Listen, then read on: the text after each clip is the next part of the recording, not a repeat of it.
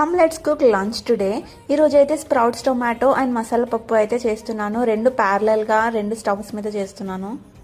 రెండింటిలో ఆయిల్ పోసేసుకొని ఆవాలు, జీరా, పచ్చిమిర్చి, ఆనియన్స్ అండ్ కరివేపాకు వేసుకొని అవి మంచిగా రోస్ట్ అయిన తర్వాత ఉన్న స్ప్రౌట్స్ని ఒక గిన్నెలో, నానబెట్టుకున్న పప్పుని ఇంకో గిన్నెలో వేసేసి అవి ఆయిల్లో మంచిగా ఫ్రై అయ్యే వరకు ఉంచాలి.